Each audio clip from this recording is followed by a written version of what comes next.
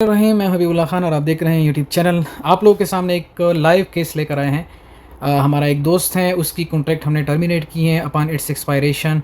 जैसे कॉन्ट्रैक्ट इसका एक्सपायर होने को करीब आ गया था तो हमने उसका कॉन्ट्रैक्ट टर्मिनेट किया, जिसमें नोटिस टाइम जो था उन्होंने 30 डेज़ का कंपनी ने दिया हुआ था। ठीक है, अभी तक ये जो पुराना कॉन्ट्रैक्ट है वो एक्टिव शो रहा है, जबकि नया कॉन्ट्रैक्ट जो है वो हमने ऑलरेडी एक्सेप्ट किया हुआ है। इधर आपको नज़र आ रहा होगा, यहाँ पे आपकी जॉब टाइटल, यहाँ पे आपकी जो कॉन्ट्रैक्ट टाइम है, फुल टाइम कॉन्ट्रैक्ट का जो एंड डेट है वो कब एंड हो रहा है।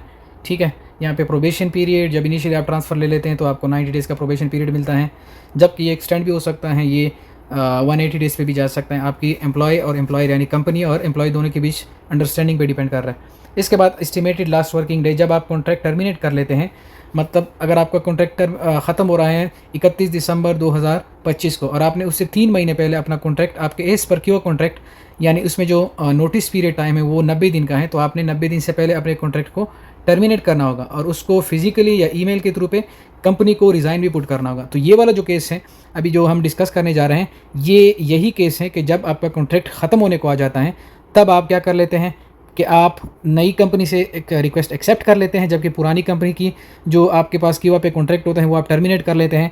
उन दोनों के बीच जो उन्होंने डेट दिया हुआ है, कितने दिन नोटिस दिया हुआ है, वो सारा चीज़ आपको बताएंगे। अभी तक ये जो कॉन्ट्रैक्ट है ये लाइव शो हो रहा है, ठीक है, ये आप लोगों के सामने, ठीक है। इसके बाद जो पुरानी कंपनी है और नई कंपनी है, ये जो है pending for notice period 25 days remaining, ठीक है। अभी 25 दिन पुरानी कंपनी में रहते हैं, इस बंदे ने 25 दिन और मज़ीद रहना है इस कंपनी में, उसके बाद ये रिलीज़ हो जाएगा खुद ब खुद। Pending for release date request approval 9 days left.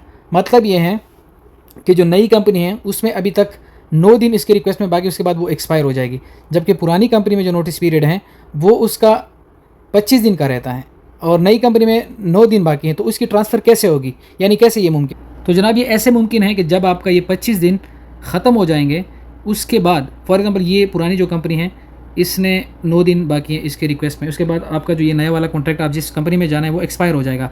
आपने दोबारा से रिक्वेस्ट उस पर भिजवा देनी है अपने कीवा कॉन्ट्रैक्ट पे और आपने एक्सेप्ट कर देनी है, तब तक आपका ये 25 दिन का जो लेब है ये ख़त्म हो जाएगा।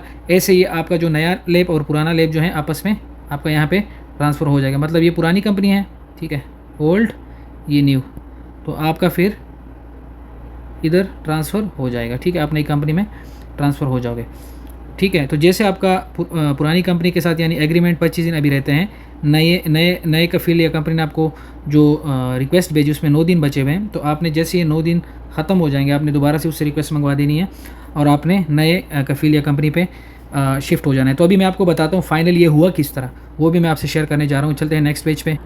तो यहाँ पे आप लोग देख सकते हैं इसका 1 दिन रह गया, यानी कल इसका ट्रांसफ़र जो है वो हो जाना है अल्हम्दुलिल्लाह इंशाल्लाह। 1 दिन रहता है अभी इसका नोटिस पीरियड में और कल जो है जैसे ये कंप्लीट हो जाएगा तो ये इसका जो करंट एम्प्लॉयर है जो यानी जो पुराना है ये उसका नाम है और इससे ये ट्रांसफ़र हो जाएगा। ट्रांसफ़र डेट क्या लिखा हुआ है 1/9/2025, मतलब इस डेट पे ये ख़त्म हो जाएगा इसका कॉन्ट्रैक्ट पुराने कफील का और नए कफील का जो कॉन्ट्रैक्ट है वो आ जाएगा। इसका नया कफील ये है फॉर एग्ज़ाम्पल, और इसका जो स्टार्ट डेट है उसने दोबारा से रिक्वेस्ट डाली में आप लोग देख सकते हैं 9/7/2025 को।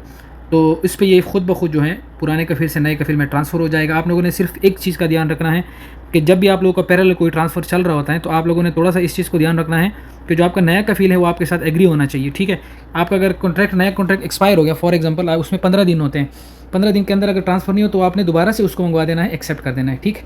तो इस चीज़ को थोड़ा सा आप लोगों ने ध्यान रखना है, इंशाल्लाह स्मूथली आपका ट्रांसफ़र हो जाएगा। इसमें इतना बड़ा मुश्किल काम नहीं है। आपने एक पुराना कॉन्ट्रैक्ट टर्मिनेट करना है, नए को एक्सेप्ट करना है, दोनों के बीच एक नोटिस पीरियड स्टार्ट हो जाता है। दोनों में अगर सेम यानी फॉर एग्जांपल अगर पुरानी कंपनी ने आपको 15 दिन का नोटिस दे दिया और नए नोटिस जो नई कंपनी पे आप जा रहे हैं वो भी 15 दिन की है, तो आपका जिस दिन वो ख़त्म हो रहा होता है पुरानी कंपनी के साथ आपका लास्ट वर्किंग डेज होता है उस दिन आपका ट्रांसफ़र हो जाता है। वैसे इसके बाद भी अगर आपके पास कोई कॉन्ट्रैक्ट नहीं है, फॉर एग्जांपल आपको कंपनी ने नहीं लिया, तो आपको 60 दिन का टाइम दिया जाता है गवर्नमेंट की तरफ से कि आप 60 दिन के अंदर अपना ट्रांसफ़र ले लें या अपने मुल्क वापस चले जाएं।